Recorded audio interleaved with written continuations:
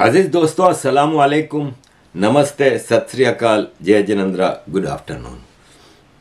अजीज दोस्तों, पाकिस्तान की हर मस्जिद में हर नमाज के बाद मौलवी दुआ कराता है और उस दुआ में मौलवी ये ज़रूर बोलता है कि या अल्लाह, मुसलमानों को काफिरों पे फतह नसीब करमा, मुसलमानों को पूरी दुनिया में सुरखरू कर, काफिरों को नीस्त तो नाबूद कर, बर्बाद कर, ख़त्म कर दे। काफिर ना हो तो ये मुसलमान कहाँ जाएंगे?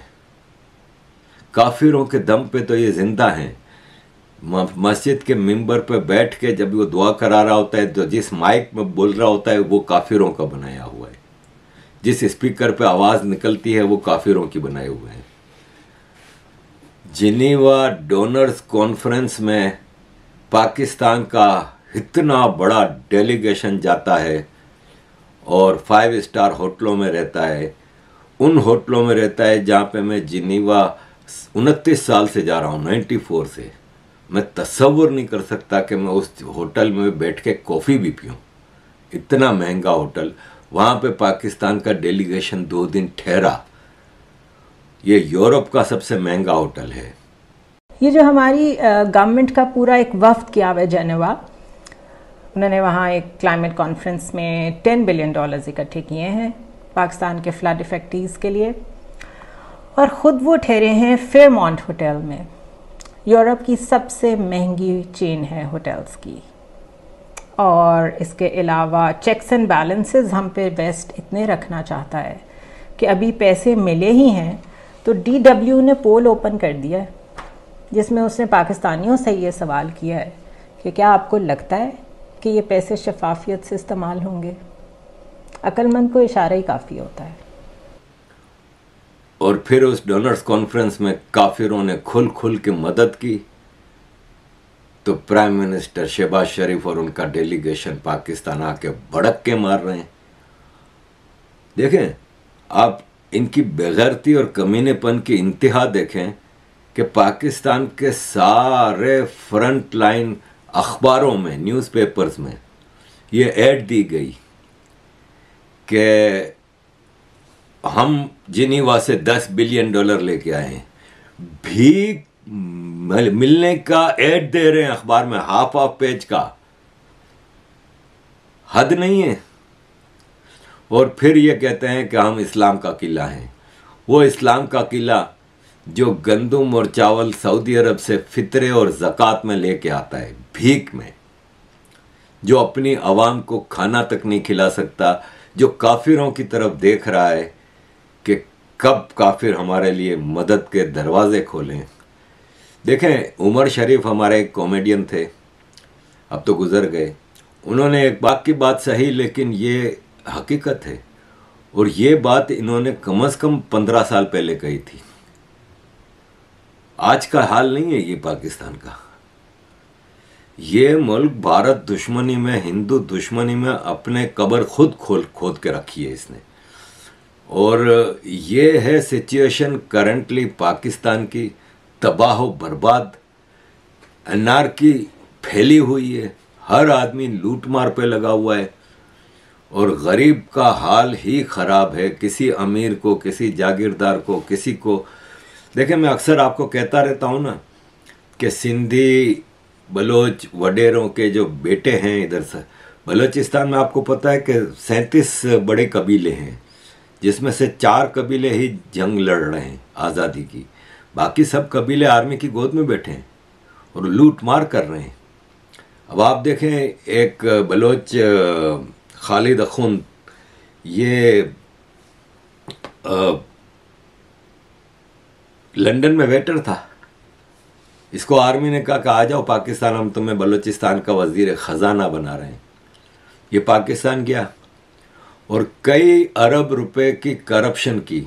आज इनके हाल देखें, ये यॉट में, कश्तियों में सफ़र कर रहे हैं, जो लग्जरी कश्ती होती है, इनकी अपनी हैं। ये इनके महलात हैं इस लंदन में।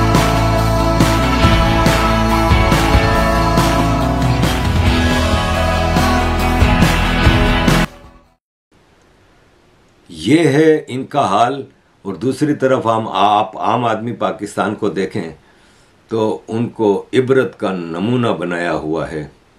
अजीज़ दोस्तों, ये आपको मैं क्या पाकिस्तान में सिचुएशन बताऊं कि कराची में government commerce and economics college के अंदर जाके डाकुओं ने प्रोफेसर को लूट लिया, 20,000 रुपये उसकी जेब से निकाल लिए। आप सोचें, मैंने अभी एक वीडियो लगाई थी, एक प्राइमरी स्कूल की अंदर जाके गरीब टीचर्स के मोबाइल और सब कुछ छीन के ले गए थे। इसको डिफ़ॉल्ट नहीं कहते तो क्या कहते हैं? वो और बात है कि अभी डिफ़ॉल्ट के और ख़राब नतीजे आने वाले हैं। अभी पाकिस्तान उस तबाही बर्बादी की तरफ जा रहा है जहाँ पे जब आपके पास आटा नहीं, गंदम नहीं, चावल नहीं, पानी नहीं, तो आप अपनी आवाम को कुछ भी नहीं दे पाते, तो फिर आवाम ने निकलना है। ये और बात है कि दुनिया में बड़ी बड़ी गैरतमंद कौमें देखी हैं जो निकल आती हैं, अभी तक ये कौम निकली नहीं है सही मानों में, लेकिन ये सही मानों में निकलेगी और उनकी डायरेक्शन का मसला है। ये अगर सही डायरेक्शन पे चल पड़े तो फिर पाकिस्तान में इनकलाब आने से कोई नहीं रोक सकता और पाकिस्तान की आर्मी को अपनी ही आवाम के हाथों जो दुर्गत बननी है, वो आर्मी जो इस मुल्क में पॉलिटिक्स भी करती है और इस मुल्क में पॉलिटिशियंस को यही चलाते हैं क्योंकि सरकार यही चलाते हैं। ये हमारे खरियां प्रोग्राम करते हैं, पंजाब से इनका ताल्लुक़ है। ये बहुत अच्छा प्रोग्राम करते हैं यूट्यूब पे और टिकटॉक पे।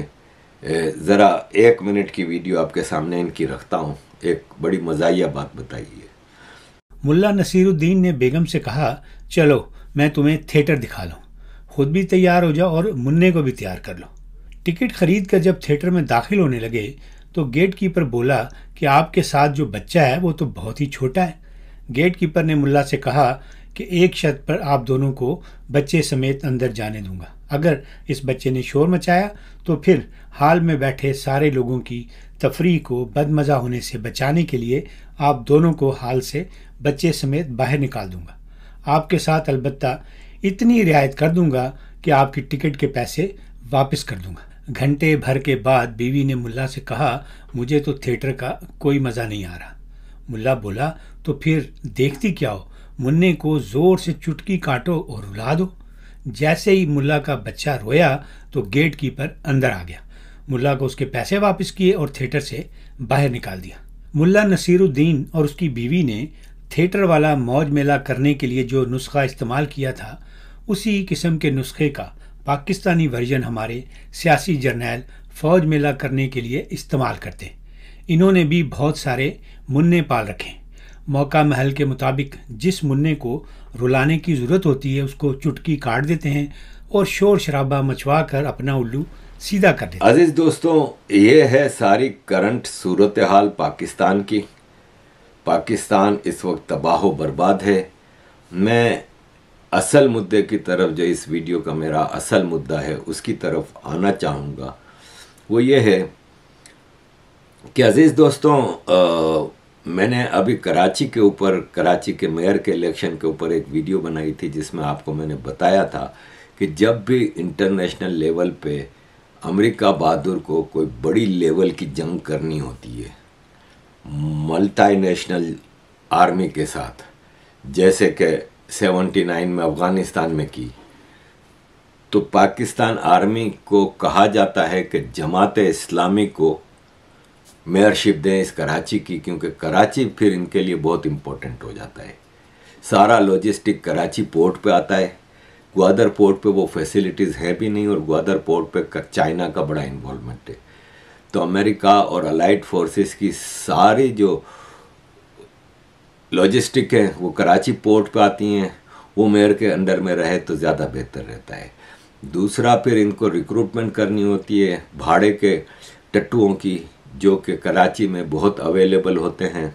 और आजकल के बेरोज़गारी के आलम में तो कराची का बच्चा बच्चा मुजाहिद बनने के लिए तैयार है। अमेरिका के काफिरों के साथ मिलकर 79 में जमात इस्लामी के मुजाहिदों ने जंग लड़ी थी। उनके साथ मिल के उनके अंडर में। इनका इस्लाम, जमात इस्लामी का इस्लाम से रियली कोई ताल्लुक़ नहीं है। ये जमात हरामी है, जमात इस्लामी नहीं है। तो जमात इस्लामी का मेयर 79 में लाए, फिर 2001 में जब जॉर्ज बुश ने 30 मुल्कों की फ़ौज के साथ अफ़गानिस्तान पर हमला किया, फिर जमात इस्लामी को मेयर बनाया और अब वापस मेयर बनाने की तैयारी है।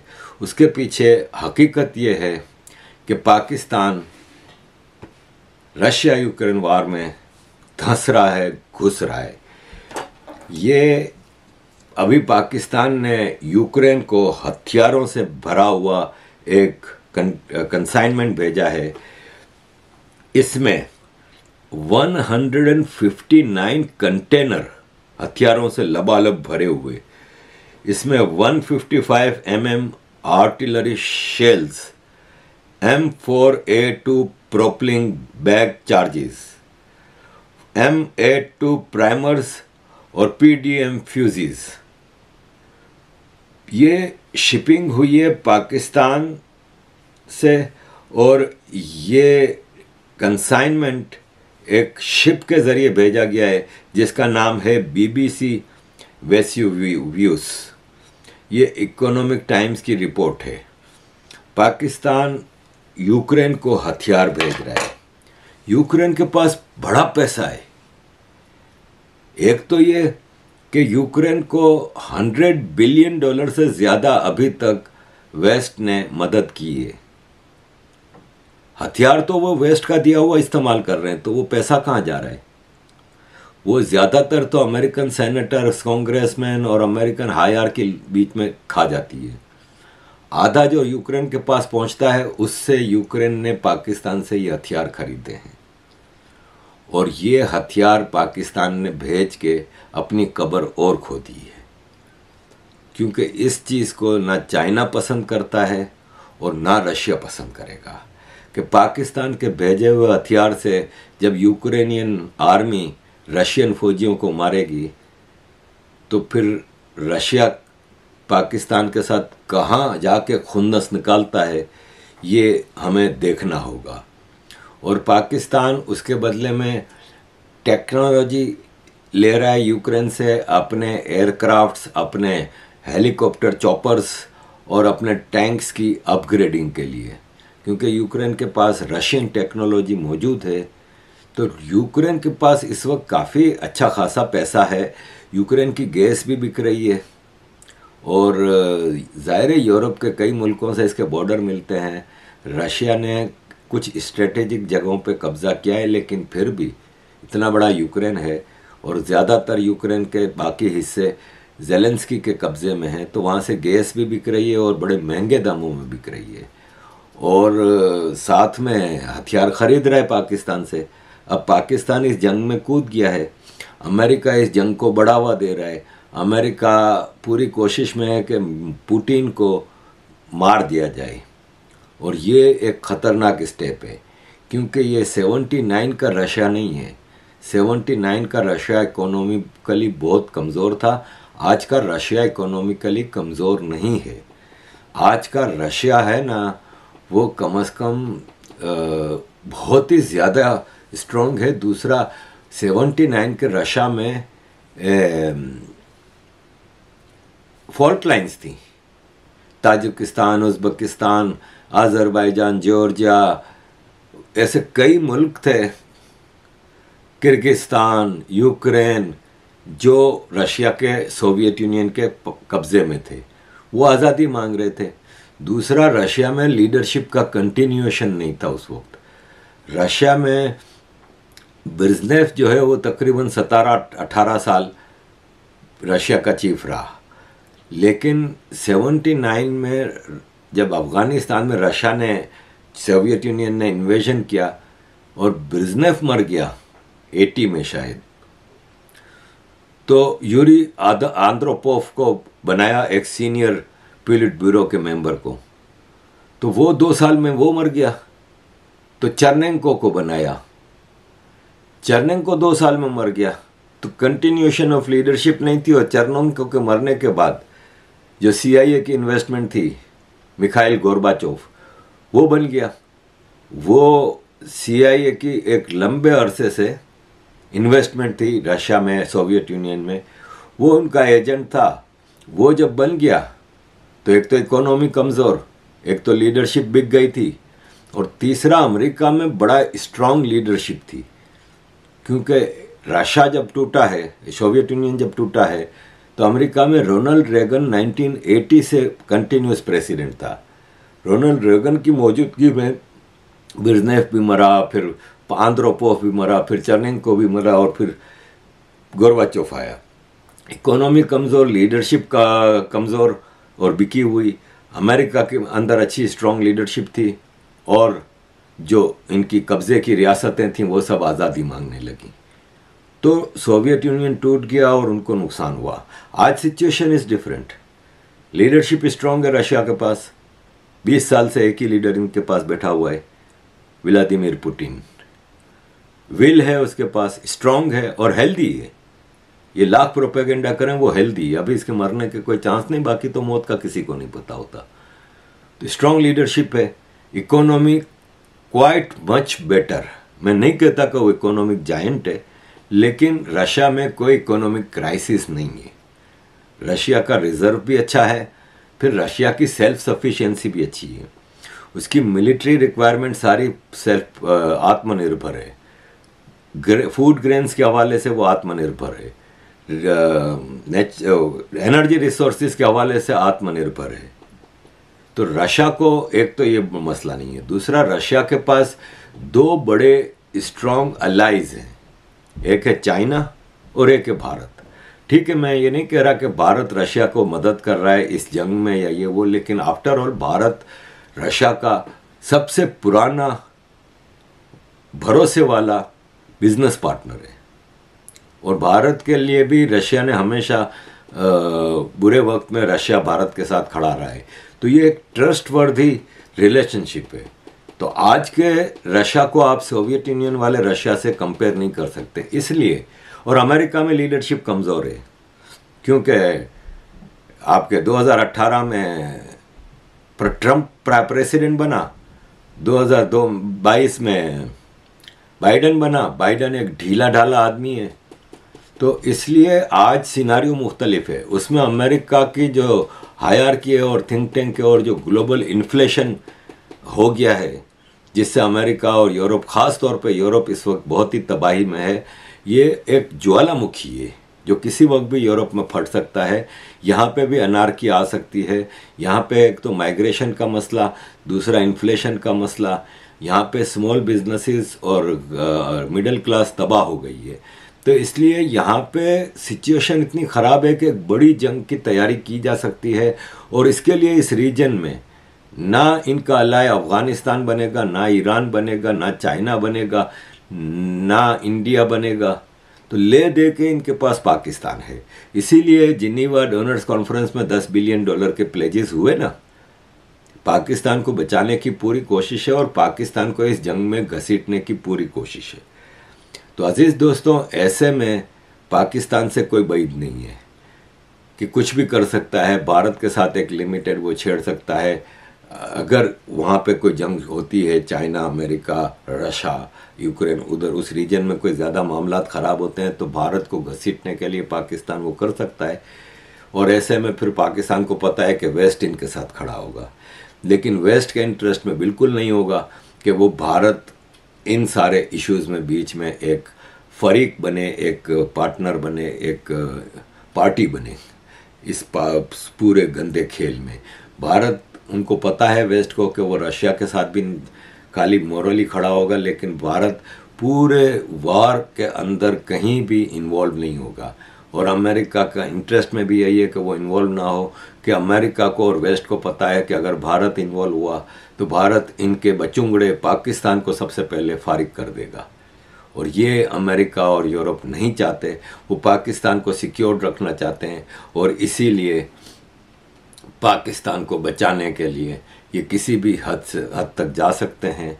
और पाकिस्तान इस वक्त इस जंग में घुस के कोशिश में है कि कुछ लोन्स, कुछ रीपेमेंट ऑफ जो कर्ज़े हैं उसमें सहूलत मिल जाए, कुछ मदद मिल जाए और अमेरिका बहादुर इसको बचा ले। तो ये एक डेंजरस सिनारियो है इस रीजन में।